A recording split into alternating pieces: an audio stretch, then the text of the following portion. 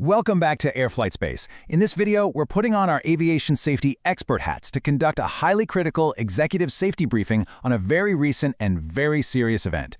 We're looking at the preliminary incident report on the Croatia Airlines A220-300 Runway Excursion down at Split Airport. Let's dive right in. When a brand new aircraft actually leaves the paved surface during such a critical phase of flight, it instantly triggers a massive operational response. Our goal today is to methodically break down the evidence we have so far, filter out the speculation, and understand exactly what went down on that runway. To really grasp the severity of this incident, just listen to how Flight Global described it.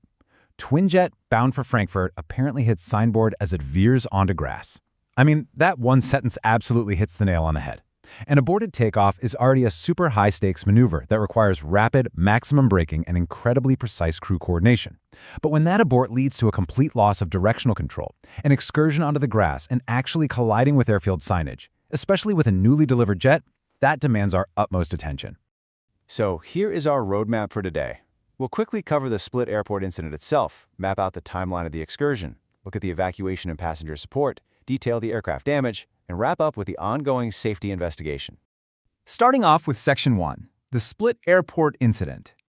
Okay, let's set the scene. The date was May 16, 2026. The aircraft operating the flight was an Airbus A220-300, registration 9A-CAN. This was a fully scheduled departure, flight OU412, intending to fly from Split, Croatia, right up to the massive European hub in Frankfurt, Germany.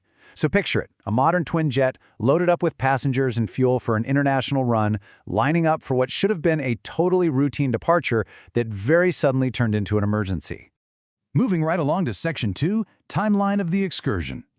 According to the early reports, this all went down at roughly 13:35 hours.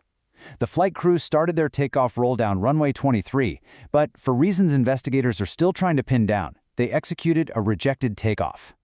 Now, video floating around social media actually shows reverse thrust engaging, which is that vital mechanism that forces engine exhaust forward to violently decelerate the plane. But literally moments after this rapid braking maneuver began, directional control was completely compromised. The aircraft veered hard to the left, crossed right over the edge of the asphalt, and came to a dead stop partially in the grass, prompting airport emergency services to be dispatched instantly to secure the scene.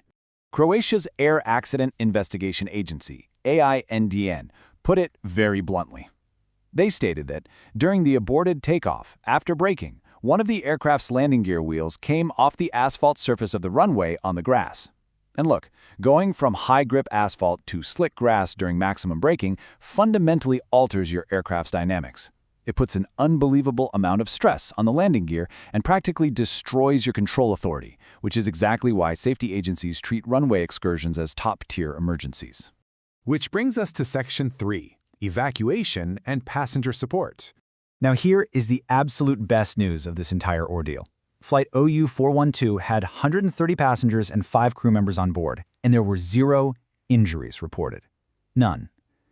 The airline confirmed the flight crew executed the abort perfectly in line with their prescribed safety procedures. The fact that a plane can endure a high-speed abort, slide entirely off the runway, smash into a sign, and still result in a completely safe, zero-injury evacuation of 135 people, that's a huge testament to the rigorous safety protocols built into modern aviation and the A220 itself. Right after that successful evacuation, Croatia Airlines kicked their logistical support into high gear. The ground staff immediately stepped up to safely corral the passengers on the airfield and provided all the necessary ground support to some very shaken travelers. And on top of that, they arranged a replacement aircraft to get those people onward to Frankfurt. It's a textbook example of prioritizing immediate safety and then swiftly handling operational recovery. All right, Section 4, aircraft damage details. Let's talk hardware.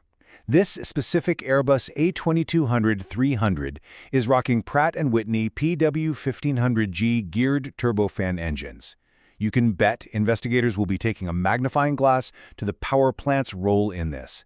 They are going to be heavily analyzing known technical challenges or maturity issues associated with this specific Pratt & Whitney family. Did a technical fault or sudden asymmetric thrust cause that violent left veer? That is absolutely the million-dollar question right now.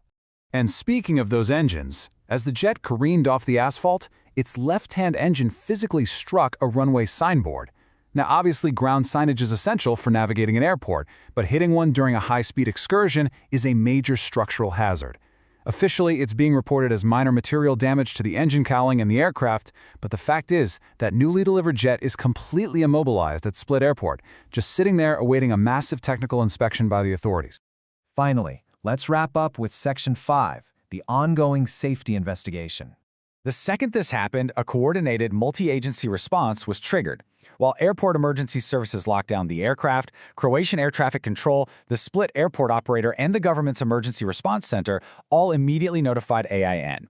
That rapid-fire reporting chain is what officially launches a formal inquiry.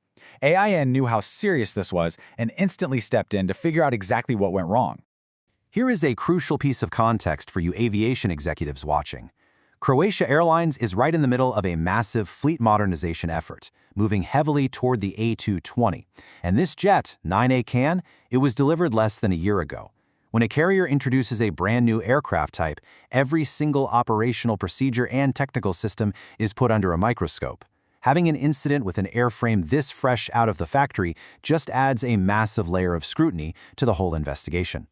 Croatia Airlines is playing this very much by the book, which is exactly what you want to see. They've stated that more information on the technical condition will be available after the relevant inspections and official procedures have been completed. They are rightfully holding back on any final judgments until the engineers and investigators finish their deeply detailed technical inspections. It reinforces that their absolute #1 priority remains safety. So I want to leave you all with this provocative thought. When a newly delivered, highly advanced aircraft suffers a violent runway excursion during a rejected takeoff, what will the official investigations ultimately reveal about the intersection of human pilot procedure and modern automated aircraft systems? It's a question that could ripple through the entire industry. Thank you so much for joining me for this executive safety briefing.